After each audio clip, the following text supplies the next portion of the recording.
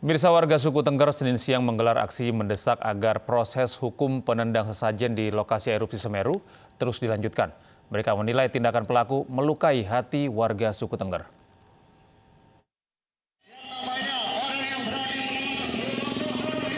Ratusan warga suku Tengger menggelar aksi di depan gedung DPRD Kabupaten Lumajang, Jawa Timur. Dengan membawa sejumlah poster, mereka mendesak proses hukum terhadap pelaku penendangan sesajen di lokasi erupsi Gunung Semeru.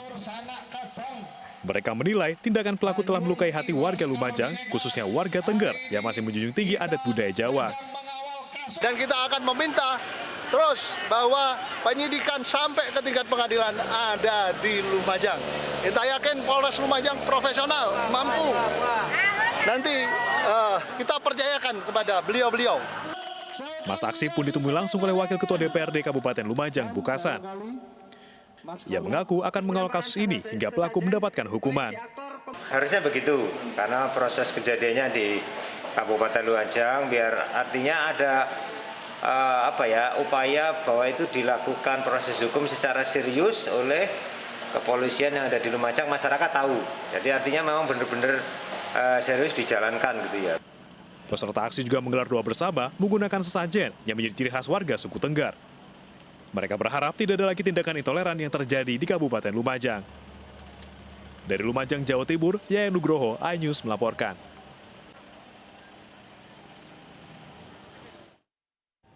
Kasus yang menyinggung masalah agama kembali muncul dan kali ini pria bernama Gus Arya berkoar di media sosial menantang kemunculan Tuhan. Hal itu membuat gelombang kecaman muncul. Media sosial dihebohkan dengan beredarnya video pria yang mengaku bernama Gus Arya menantang Tuhan. Selain diedarkan oleh sejumlah akun di media sosial, video juga diupload di channel YouTube Gus Arya Official dengan judul yang kontroversial. Dalam video, Gus Arya yang mengaku bagian dari Cyber NKRI Anti-Hoax menjelaskan kegeramannya dengan pihak-pihak yang kerap menjual ayat agama. Ia juga meminta pihak-pihak itu menunjukkan kepadanya Tuhan yang mereka yakini. Yang suka memperdagangkan umat, suka dagang syafaat, suka dagang ayat-ayat, suka dagang agama, kelakuan seperti itu. Perlihatkan mana Tuhanmu sekarang, mana Allah yang kamu yakini tunjukkan sama saya. Jawab itu, mana Tuhanmu tunjukkan sama saya. Celing kelihatankah? Celing seperti apa? Ayo, tunjukkan sama saya mana Tuhanmu. Kenapa? Kamu tidak ada sedikit pun nur Allah, tidak ada. Gegara video ini tagar tangkap Gus Arya sempat trending di Twitter. Sejumlah pihak juga mengecam pernyataan Gus Arya yang dinilai menyinggung Tuhan. Hingga kini belum ada informasi adanya pihak yang melaporkan masalah ini ke pihak berwajib.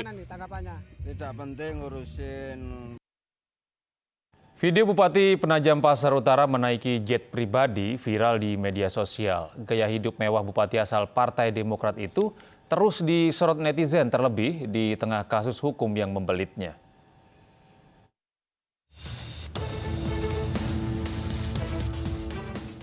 Video Bupati Penajam Pasar Utara Abdul Ghafur Masud di jet pribadi sedang makan dan disuapi istrinya viral di media sosial. Usai viral, warganet menduga gaya hidup Ghafur berkenaan dengan status dirinya yang menjadi tersangka setelah ditangkap KPK. Sebelumnya, Ghafur ditangkap KPK bersama 6 orang lain, yaitu pejabat Pemkab Penajam Pasar Utara dan pihak swasta di Jakarta. Sementara 4 lainnya ditangkap di Kalimantan Timur. Penangkapan Ghafur terkait dugaan kasus suap dan gratifikasi. KPK menemukan adanya bukti permulaan yang cukup sehingga KPK meningkatkan status perkara ini ke tahap penyidikan dengan mengumumkan tersangka sebagai berikut. Sebagai pemberi yaitu AZ, ini dari swasta, sedangkan sebagai penerima AGM, Bupati Kabupaten Penajam Pasar Utara periode 2018-2023, MI, PLT Sekda Kabupaten Penajam Pasar Utara, EH, Kepala Dinas Pekerjaan Umum dan Tata Ruang Kabupaten Penajam Pasar Utara, JM, Kepala Bidang Dinas Pendidikan, Pemuda dan Olahraga Kabupaten Penajam Pasar Utara, dan NA, swasta, ini Bendahara Umum DPC Partai Demokrat Balikpapan. KPK temukan bukti bahwa pada tahun 2021, pemerintah Kabupaten Penajam Pasar Utara mengagendakan sejumlah proyek pekerjaan di Dinas Pekerjaan Umum dan Tata Ruang serta Dinas Pendidikan Pemuda dan Olahraga dengan kontrak senilai 112 miliar rupiah. Bupati termuda ini diduga telah memerintahkan sejumlah pejabat untuk mengumpulkan dana dari sejumlah rekanan proyek. Abdul Ghafur juga diduga menerima sejumlah uang atas penerbitan sejumlah perizinan. Meski dalam penangkapan terdapat sejumlah kader Partai Demokrat lainnya, DPP Partai Besutan SBY tersebut menegaskan partai mereka tidak memiliki aliran dana dari Bupati Penajam Pasar Utara. Kini Partai Demokrat menegaskan akan menunggu proses hukum yang tengah dilakukan KPK dan mendukung setiap langkah lembaga anti rasuah tersebut.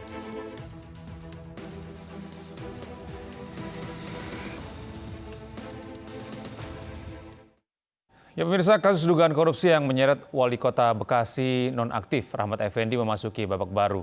Senin siang, penyidik KPK memanggil Sekretaris Daerah Kota Bekasi dan 9 saksi lainnya untuk diperiksa.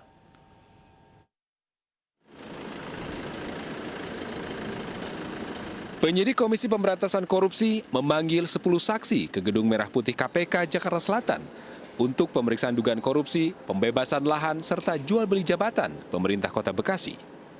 Saksi yang dipanggil antara lain Sekretaris Daerah Pemerintah Kota Bekasi, Reni Hendrawati, Ajudan Wali Kota Bekasi, Andi Kristianto, Kepala BPBD, pihak swasta, Kabid Pertanahan Disperkimtan Bekasi, Kasih BP3KB, Camat Rawolumbu, hingga pihak swasta. Ke-10 saksi tersebut diperiksa untuk melengkapi berkas penyidikan tersangka Wali Kota Bekasi, Rahmat Effendi.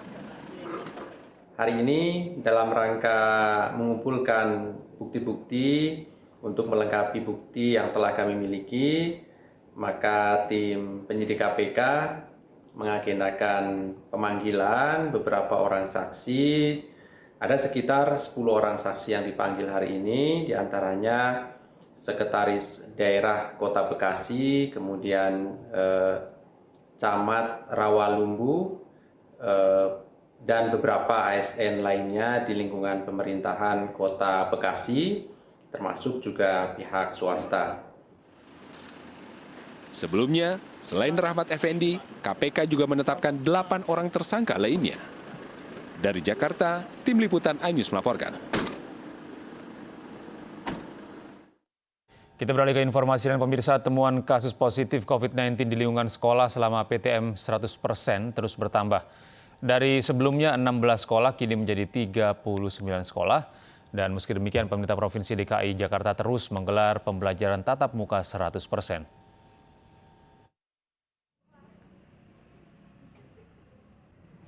Meski sempat ditutup karena adanya temuan kasus COVID-19, sebagian sekolah sudah kembali menggelar pertemuan tatap muka. Wakil Gubernur DKI Jakarta Ahmad Riza Patria menyatakan menunggu kebijakan dan ketentuan dalam mengambil keputusan terkait penutupan PTM dengan kembali ke sistem online. Pemerintah Provinsi DKI Jakarta terus melakukan pengawasan pembelajaran tatap muka dengan kapasitas 100% di tengah meningkatnya kasus COVID-19 varian Omikron. Upaya mendeteksi adanya kasus positif COVID-19 di lingkungan sekolah dilakukan Pemprov DKI Jakarta dengan melakukan upaya testing dan tracing. Data hari ini memang ada peningkatan sekolah yang tutup. Totalnya yang ditutup ya ada 39 sekolah. Ya. Namun sebagian sudah dibuka kembali. Ya. Dari total sekian yang terpapar peserta didik 62, pendidik 2, tenaga kependidikan 3.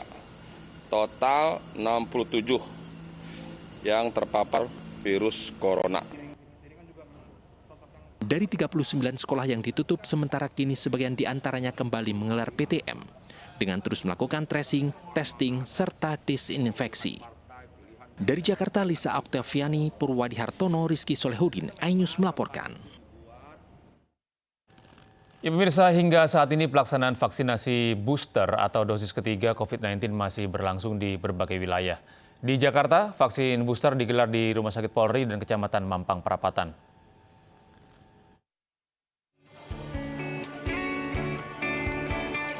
Puskesmas Kecamatan Mampang Perapatan menggelar vaksinasi dosis ketiga atau booster di halaman parkir apartemen Kemang Village, Mampang Perapatan, Jakarta Selatan.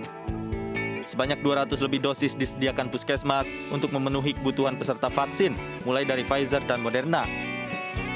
Warga mengaku terbantu atas kegiatan vaksinasi booster ini.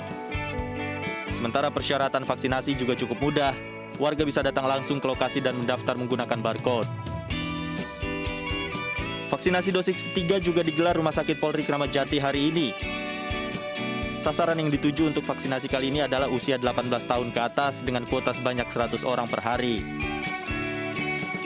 Cara pendaftaran vaksin booster kali ini dengan melalui e-tiket yang diakses melalui aplikasi Peduli Lindungi dan harus sudah mendapatkan barcode vaksin ketiga. Vaksinasi booster Rumah Sakit Polri ini sudah beroperasi setiap Senin sampai Jumat pada pukul 8 pagi hingga pukul 1 siang. Berdasarkan pendaftaran baik itu melalui pendaftaran online maupun yang hadir pada kesempatan ke Rumah Sakit Polri. Target hariannya per hari sekitar 100 orang. Nanti kan sangat fleksibel dan silakan manfaatkan kegiatan vaksinasi tersebut sebaik mungkin agar kita bisa menghadapi pandemi COVID-19 dengan lebih baik lagi seperti apa yang telah dicanangkan oleh Bapak Presiden khususnya. Mari kita sukseskan kegiatan vaksinasi COVID-19, khususnya pemberian vaksin booster ini, agar kita mampu dan bisa melawan pandemi dengan sebaik mungkin. Vaksinasi booster atau vaksin dosis ketiga di Rumah Sakit Polri Kramat Jati akan berlangsung tanggal 17 Januari hingga waktu yang ditentukan oleh pemerintah. Di Jakarta, Tim Liputan iNews melaporkan. Pemberangkatan jemaah umroh asal Indonesia tidak akan dihentikan. Hal itu, pemerintah menegaskan proses keberangkatan jemaah umroh menerapkan kebijakan One Gate Policy.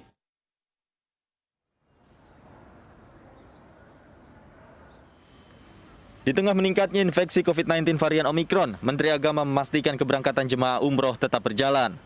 Sebab tidak ada undang-undang yang melarang warga negara pergi ke luar negeri, termasuk untuk menjalankan ibadah umroh kalau sudah mendapatkan visa.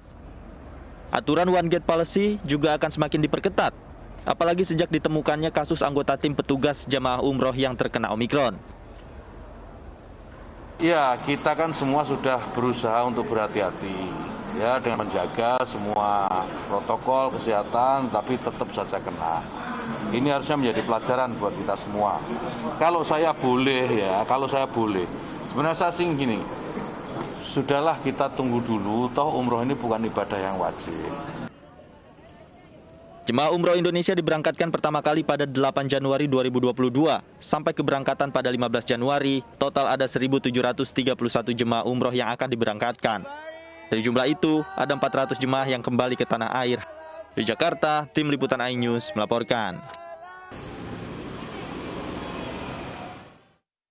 Pemirsa, beralih ke informasi lain, penanganan kasus pengadaan satelit slot Orbit 123 Bujur Timur di Kementerian Pertahanan yang bergulir sejak tahun 2015 kini diproses hukum. Menteri Koordinator Polhukam menjelaskan bahwa dalam pengadaan satelit slot Orbit 123 telah merugikan negara. Indonesia telah membayar gugatan Avanti sebesar 515 miliar rupiah. Berdasar putusan arbitrase di London pada tahun 2019.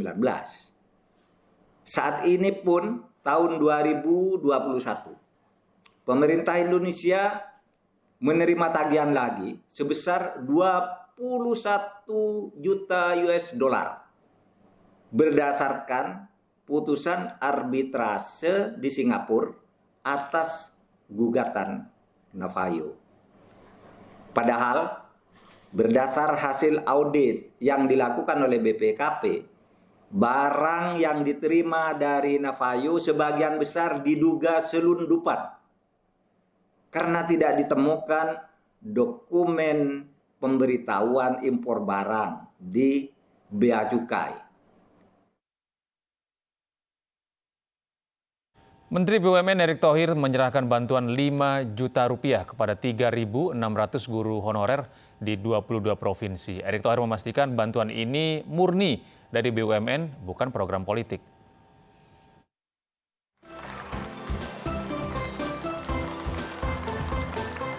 Menteri BUMN Erick Thohir menyerahkan bantuan pada 3.638 guru honorer yang tersebar di 22 provinsi daerah 3T, tertinggal, terdepan, dan terluar di Universitas Negeri Malang. Bantuan berupa tabungan dari BNI, salah satu bank BUMN, bagi guru honorer yang mengajar pendidikan jenjang taman kanak-kanak, sekolah dasar, sekolah menengah pertama, maupun sekolah menengah atas. Masing-masing guru mendapatkan bantuan senilai 5 juta rupiah dengan alokasi anggaran senilai 18,19 miliar rupiah. Dalam sambutannya, Erick menyebut bahwa bantuan ini murni dari program BUMN Hadir untuk Rakyat, bukan merupakan program politik. Nah, hari ini juga sama ketika kita membantu guru honorer di tempat 3T, yaitu di 22 provinsi, kita juga melihat yang umurnya di atas 50 tahun dengan keterbatasan kami, yaitu angkanya 5 juta per orang. 5 juta per orang. Ya, mohon maaf kita tidak sempurna, tetapi paling tidak BUMN hadir di sendi-sendi yang juga dibutuhkan di masyarakat. Penyerahan bantuan ini digelar secara luring dan daring. Sebagai perwakilan hadir ratusan guru dari 4 wilayah, yakni Sampang, Situbondo, Bondowoso, dan Bangkalan. Sementara lainnya mengikuti kegiatan secara daring. Dari Malang, Jawa Timur, Dedi Irwansyah, iNews melaporkan. Pemirsa, dukungan untuk Ganjar Pranowo, Puan Maharani untuk maju di Pilpres 2024 terus berdatangan.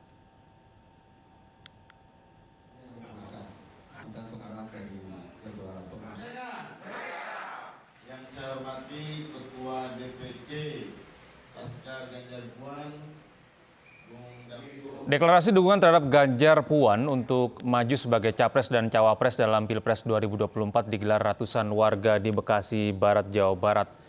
Para pendukung akan menggaungkan keduanya ke tengah masyarakat, berharap pasangan Ganjar Puan dapat meraup suara terbanyak.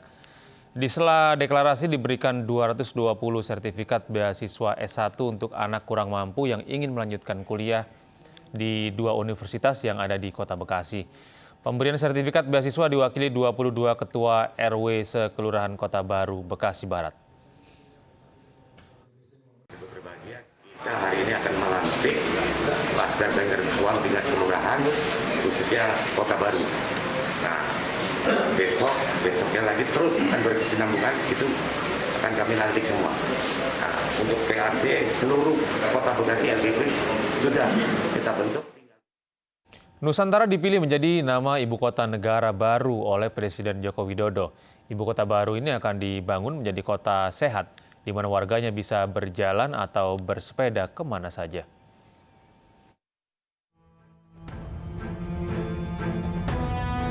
Nusantara akan menjadi nama ibu kota baru Indonesia yang dibangun di Kalimantan Timur.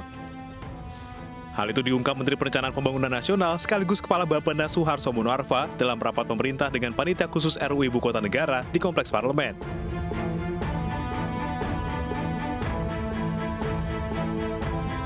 Nama Nusantara dipilih karena sudah dikenal lama dan ikonik di kalangan internasional. Sementara menurut Presiden Joko Widodo, pembangunan ibu kota baru bukan hanya sekedar memindahkan perkantoran, namun juga membangun smart city. Ibu kota baru akan dibangun menjadi sebuah kota yang berbasis inovasi dan teknologi serta efisien.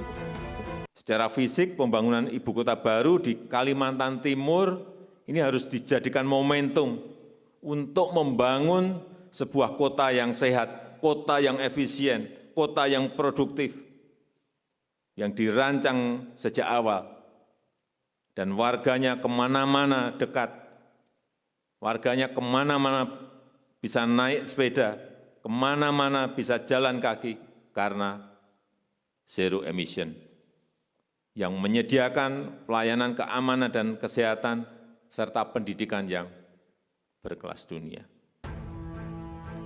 Pemerintah saat ini mulai memetakan sejumlah kementerian dan lembaga yang pertama berkantor di ibu kota baru. Sedangkan regulasi ibu kota baru ditargetkan selesai pada bulan ini. Ibu kota baru nantinya memiliki beberapa kekhususan, di antaranya gubernur yang diangkat langsung oleh Presiden. Daerahnya itu setingkat menteri, dan itu diangkat oleh Presiden. Terkait dengan penganggarannya pun mereka menggunakan penganggaran dari APBN, jadi dari pusat semuanya. Yang kedua terkait dengan soal representasi politik. Representasi politiknya juga itu hanya ada DPR RI dan DPD. Jadi tidak ada provinsi maupun kabupaten kota. Jadi itu yang terkait dengan soal hal-hal yang menyangkut soal kehususannya. Ibu kota baru akan dibangun di wilayah Penajam Pasar Utara, Kalimantan Timur. Sebelumnya, desain istana kepresidenan untuk ibu kota negara baru yang dibuat oleh maestro patung asal Bali, Nyoman Nuarte, sudah disetujui oleh Presiden. Istana akan berdiri di lahan seluas 100 hektar.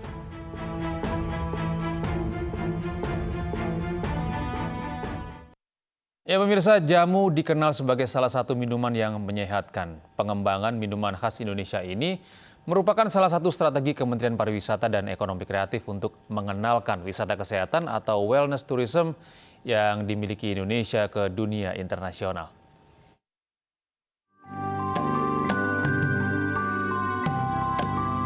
Berkunjung ke sentra jamu di Padukuhan Gesikan Desa Merdikarejo, Sleman, Yogyakarta, Menparekraf Sandiaga Uno berkesempatan menumbuk jamu bersama para perajin jamu gendong.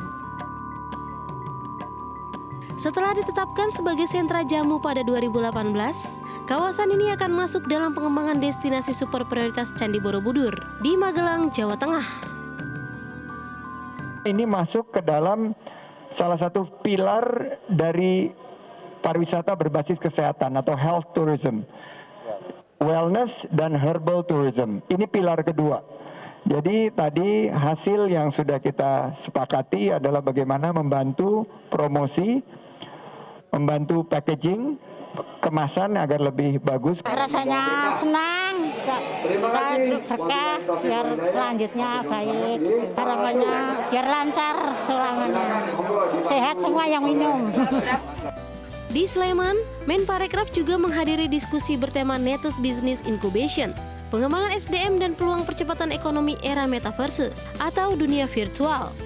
Dalam paparannya, Menparekraf mengajak generasi milenial dan Z untuk meningkatkan kompetisi dan mengambil peluang di era digital yang penuh dengan berbagai peluang baru dalam percepatan ekonomi, terutama di sektor pariwisata dan ekonomi kreatif. Dari Sleman, Yogyakarta, Lisa Oktaviani Yudi Permana, iNews melaporkan. Pasukan Ukraina menggelar latihan perang untuk antisipasi serangan Rusia. News Pagi akan segera kembali dengan informasi dari mancanegara.